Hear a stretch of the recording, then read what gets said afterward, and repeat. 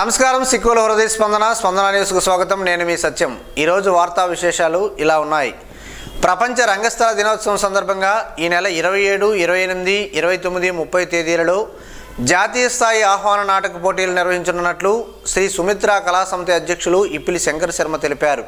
ఈ మేరకు మంగళవారం నగరంలోని ఆవోపా కళ్యాణ మండపంలో నిర్వహించిన మీడియా సమావేశంలో వారు కార్యక్రమానికి సంబంధించి కరపత్రాన్ని ఆవిష్కరించారు.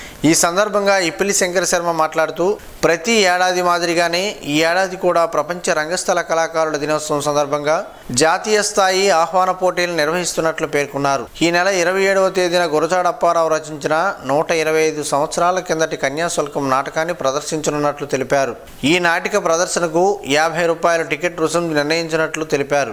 28 నుంచి నాటిక పోటీలు ప్రారంభమవుతాయని వివరించారు. ఈ కార్యక్రమంలో సంస్థ ప్రధాన కార్యదర్శి గుత్తు చిన్నారావు, కోశాధికారి నక్క శంకర్రావు, ఉపాధ్యక్షుల మండవిలి రవి తదితరులు పాల్గొన్నారు. ఎన్నికల కోడ్ అమల్లోకి వచ్చినందున లైసెన్స్ ఉన్న తుపాకులను వెంటనే స్థానిక పోలీస్ స్టేషన్లో డిపాజిట్ చేయించినట్లు జిల్లా ఎన్నికల అధికారి, జిల్లా కలెక్టర్ మనజిరి జిలానీ సమూన్ స్పష్టం చేశారు. జిల్లా కలెక్టర్ మరియు ఎస్పీ జిఆర్ రాధికాలతో కూడిన స్క్రీనింగ్ కమిటీ సోమవారం సమావేశమై లైసెన్స్ కలిగిన ఆయుధాలపై సమీక్షించారు. బ్యాంకులలో పనిచేసే సెక్యూరిటీ గార్డులు, ఏటీఎం కేంద్రాలకు డబ్బులు తీసుకువెళ్లే సెక్యూరిటీ ఏజెన్సీలు, క్రీడా ఈవెంట్ల నిమిత్తం తప్ప మిగతా వ్యక్తులు తమ ఆయుధాలను డిపాజిట్ చేయాలని కలెక్టర్ ఆదేశించారు. వాటిని డిపాజిట్ చేయకపోయినా అక్రమంగా కలిగి ఉన్న వారిపై ఎలక్షన్ కమిషన్ ఆదేశానుసారం తగు చర్యలు తీసుకుంటామని అన్నారు. జిల్లా వ్యాప్తంగా 254 లైసెన్సులు గాను వివిధ రకాల 273 తుపాకులు ఉన్నాయని, వాటిలో బ్యాంకు సెక్యూరిటీ గార్డుల వద్ద 47, క్యాష్ మేనేజ్మెంట్ సర్వీసెస్ వద్ద ఉన్న 28 తుపాకులు మినహాయింపు ఇచ్చామని తెలిపారు. ప్రజాగలం సభ భద్రతా వైఫల్యంపై విచారణ చేపట్టాలని శ్రీకాకుళం నియోజకవర్గం టీడీపీ ఇన్ఛార్జ్ గుండ లక్ష్మీదేవి డిమాండ్ చేశారు. అరసవెల్లిలో ఆమె స్వగృహంలో నిర్వహించిన మీడియా సమావేశంలో ఆమె మాట్లాడుతూ దేశ ప్రధాని నరేంద్ర మోడీ హాజరైన చిలకలూరిపేట ప్రజాగలం సభ భద్రతలో నిర్లక్ష్యం వ్యవహరించిన పోలీసు ఉన్నతాధికారులపై చీఫ్ ఎలక్షన్ కమిషన్ తక్షణమే చర్యలు తీసుకోవాలని అన్నారు. లక్షలాది మంది జనం తోసుకొస్తుంటే నియంత్రించవలసిన పోలీసులు చోద్యం చూడటం దేనికి సంకేతమని ప్రశ్నించారు. బీజేపీ, టీడీపీ, జనసేన తొలి ఎన్డీఏ సభ నా భూతో నా భవిష్యత్ అన్నట్లు విజయవంతమైందని తెలిపారు. 3 పార్టీల కార్యకర్తలు, అభిమానులంతా పాల్గొని విజయవంతం చేశారని, ట్రాఫిక్ జామ్ వల్ల వేలాది మంది సభకు రాలేకపోయారని, ఏపీ ప్రజల కష్టాలు తనకు తెలుసునని, ఏపీ ప్రజలకు అండగా ఉంటారని, ఏపీ ప్రభుత్వంపై ప్రజాగ్రహం ఏ స్థాయిలో ఉందో చిలకలూరుపేట సభ ద్వారా తెలుస్తుందని, ఈ అరాచక పాలనకు అంతం పలుకుదామని ప్రధాని కూడా పిలుపునిచ్చారని గుర్తు చేశారు. ఈ కార్యక్రమంలో నగర తెలుగుదేశం పార్టీ అధ్యక్షులు మాదారపు వెంకటేష్, చిట్టి నాగభూషణం, జల్లు రాజీవ్, రాష్ట్ర జంగం సంఘం డైరెక్టర్ విభూది సూరిబాబు, జిల్లా రైతు సంఘం కార్యదర్శి సాధు శ్రీను, బుక్క యుగంధర్, కరగహణ భాస్కర్ యాదవ్, కవ్వాడ సుశీల తదితరులు ఉన్నారు. కలెక్టర్ కార్యాలయ ప్రాంగణంలో నూతనంగా నిర్మించిన కలెక్టరేట్లో ఏర్పాటు చేసిన కంట్రోల్ రూమ్ ను జిల్లా కలెక్టర్ డాక్టర్ మనజిరి జిలానీ సమూన్ సందర్శించారు. కొత్త కలెక్టరేట్లో ఎన్నికలకు సంబంధించి ఏర్పాటు చేసిన కంట్రోల్ రూమ్ లో MCMC, social media, district contact centre, 1950 complaint monitoring cell, police control room, model code of conduct, ను ప్రస్తుతం ఏర్పాటు చేయగా ప్రతి విభాగంలో ఎవరు ఏం చేస్తున్నది వివరాలను అడిగి తెలుసుకుని ఆయా విభాగాల్లో ఎన్ని ఫిర్యాదులు వచ్చాయని అడిగారు. ఫ్లయింగ్ స్క్వాడ్ టీంలు జీపీఎస్ వాహనాలు హాజరైన సమయాల్లో వెళ్లిన రూట్లను తదితర వాటిని పరిశీలించి పలు సూచనలు జారీ చేశారు. కంట్రోల్ రూమ్ సందర్శనలో జేసీ ఎం నవీన్, జిల్లా రెవెన్యూ అధికారి ఎం గణపతిరావు, ఆయా విభాగాల నోడల్ అధికారులు తదితరులు పాల్గొన్నారు.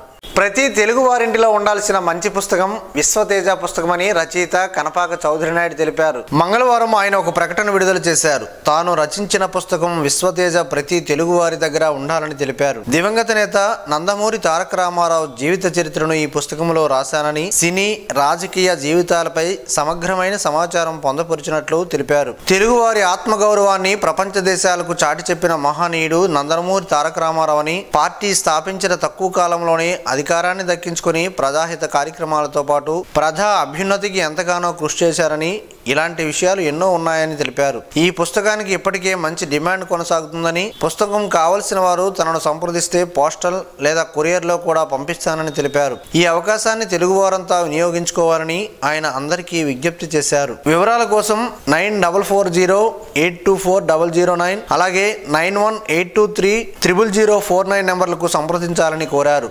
దివంగత నేత వైఎస్ఆర్ హయాంలో ఉచిత విద్యుత్ 108, 104 ఫీజు రియంబర్స్మెంట్ తదితర ఎన్నో పథకాలను ప్రవేశపెట్టి ప్రజల గుండెల్లో చిరస్థాయిగా నిలిచారని ఆమ్దాలవలస వైకాపా అసెంబ్లీ అభ్యర్థి తమ్మినేని సీతారాం అన్నారు.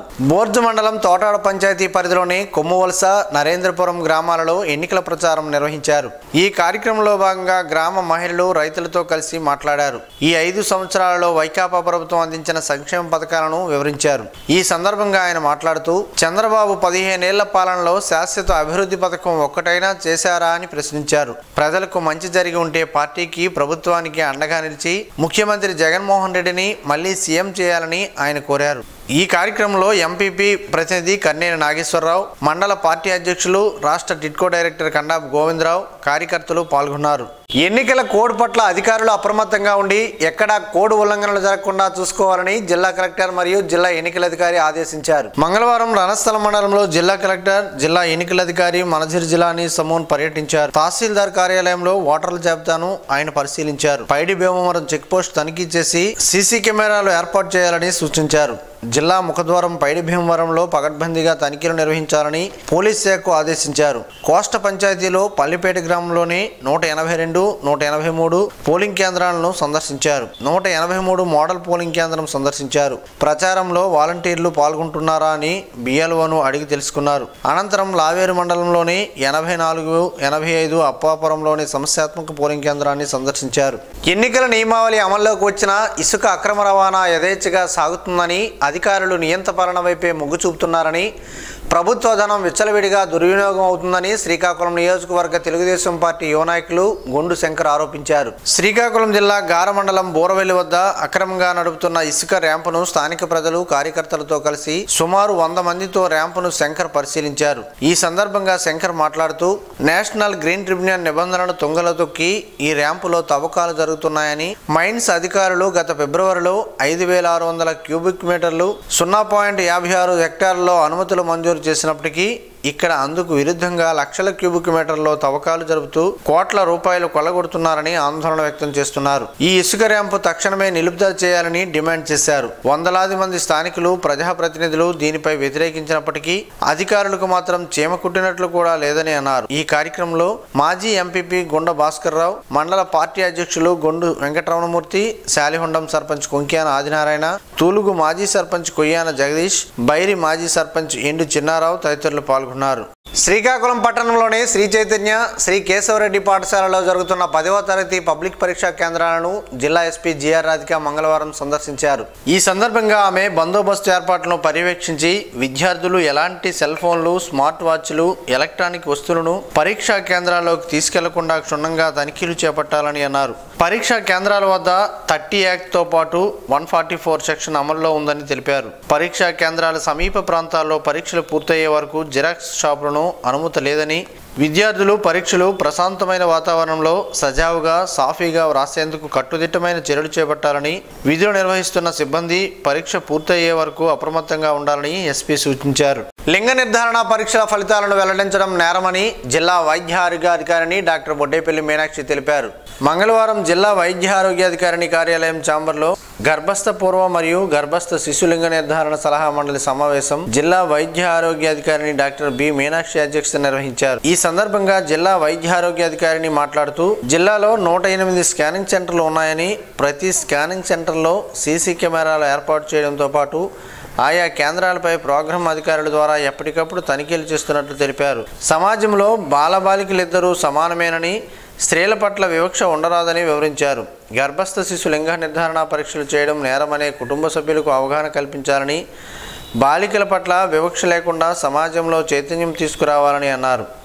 స్కానింగ్ కేంద్రాలు ఆకస్మికంగా తనిఖీ చేయడం జరుగుతుందని, సక్రమంగా నిర్వహణ లేని కేంద్రాలకు 25,000 రూపాయలు ఫైన్ వేయడం జరుగుతుందని అన్నారు. ఈ సమావేశంలో పీసీబీఎన్డీటీ కోఆర్డినేటర్ సిదావతుల సూర్యకళ, సామాజిక కార్యకర్త మంతి వెంకటస్వామి, పప్పల జగన్నాథం, డిఐఓ ఈశ్వరీదేవి, జిల్లా మాస్ మీడియా అధికారి పైడి వెంకటరమణ తదితరులు పాల్గొన్నారు. పరోపకారంలోనే అసలు సంతృప్తి ఉందని యువనేత ధర్మాన రామ్మనోహర్ నాయుడు అన్నారు.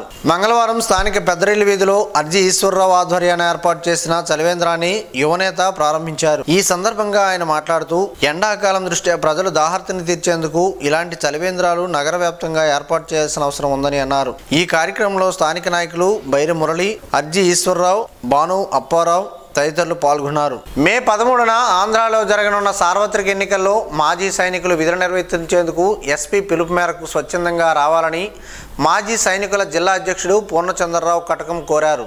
ఈసారి జరిగే సార్వత్రిక ఎన్నికల్లో 3000 మంది అవసరమై ఉందని ఎస్పీ తెలిపారు. అందుకు మాజీ సైనికులు పెద్ద ఎత్తున స్పందించాలని పిలుపునిచ్చారు. విధులకు హాజరయ్యేవారు వారి పేర్లను జిల్లా సైనిక సంక్షేమాధికారి వారి కార్యాలయంలో ఈ నెల 25వ తేదీలోపు నమోదు చేసుకోవాలని కోరారు. ప్రజాగలం సభ భద్రతా వైఫల్యంపై విచారణ చేపట్టాలని టీడీపీ నాయకులు సింత్ సుధాకర్ రావు, పిఎంజే బాబులు డిమాండ్ చేశారు.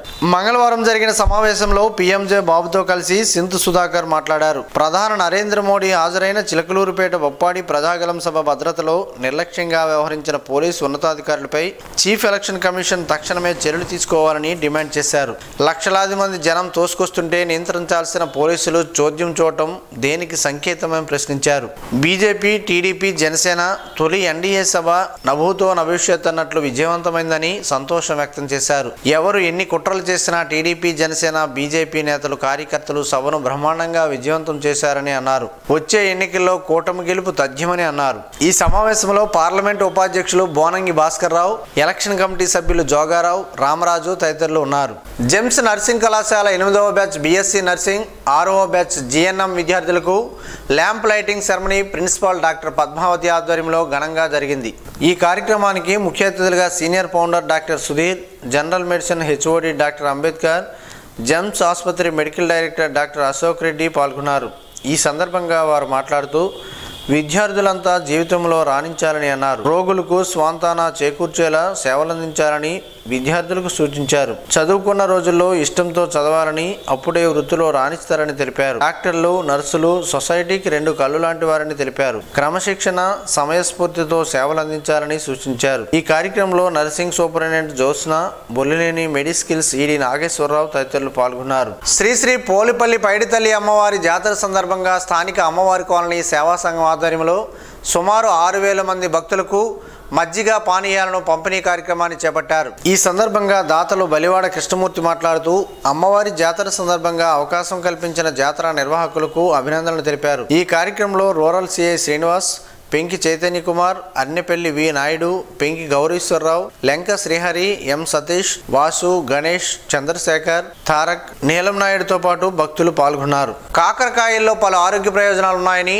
ఆరోగ్య నిపుణులు చెబుతున్నారు. ఆ వివరాలేంటో ఈ రోజు ప్రసారమయ్యే ఆరోగ్యమే మహాభాగ్యంలో తెలుసుకుందాం.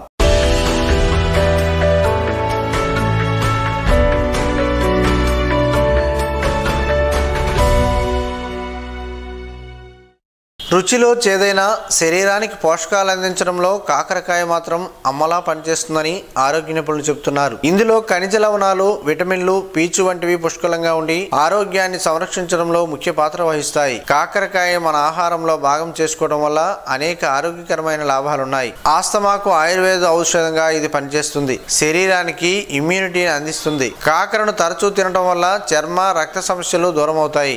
ఆస్తమా, బ్రాంకటైటిస్, దగ్గు, శ్వాస సంబంధిత సమస్యలు తగ్గుతాయి. ఏ కాలంలోనైనా వీటిని తీసుకోవచ్చు. రోగనిరోధక వ్యవస్థను పెంపొందించడానికి, బరువు తగ్గడానికి దోహదపడతాయి. యాంటీ ఆక్సిడెంట్లు రోగాలను దూరం చేస్తాయి. రోగనిరోధక వ్యవస్థ బలంగా మారి ఇన్ఫెక్షన్లు దూరం అవుతాయి. ఈ కాయల్లో ఉండే యాంటీ ఆక్సిడెంట్లు శరీరం నుంచి టాక్సిన్లను బయటకు పోయేలా చూస్తాయి. వీటిలో క్యాలరీలు, కొవ్వు, కార్బోహైడ్రేట్లు తక్కువగా ఉంటాయి. వీటిలో ఎక్కువ మోతాదులో ఉండే పొటాషియం శరీరంలోని అధిక సోడియాన్ని గ్రహించి రక్తపోటును అదుపులో ఉంచుతుంది. వీటిల్లోనే ఐరన్, ఫోలిక్ యాసిడ్ హృద్రోగాల నుంచి దూరం చేస్తాయి. ఇందులోని యాంటీ ఆక్సిడెంట్లు కాలేయాన్ని ఆరోగ్యంగా ఉంచుతాయి. మూత్రాశయ పనితీరును మెరుగుపరుస్తాయి. తిన్న వెంటనే కడుపు నిండిన భావన కలుగుతుంది. త్వరగా ఆకలి వేయదు. బరువు తగ్గాలనుకునేవారు దీన్ని తమ ఆహార ప్రణాళికలో చేర్చుకోవచ్చు.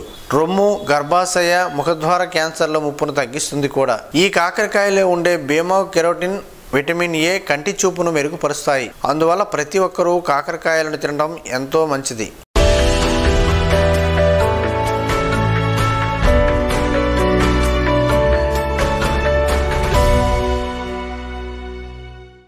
ఈరోజు వార్తల్లో ఒక మంచి మాటను విందాం, ఆచరిద్దాం. సమాజ శ్రేయస్సుని కాంక్షిస్తున్న మహనీయుల మాటల్లో నుంచి ఈరోజు.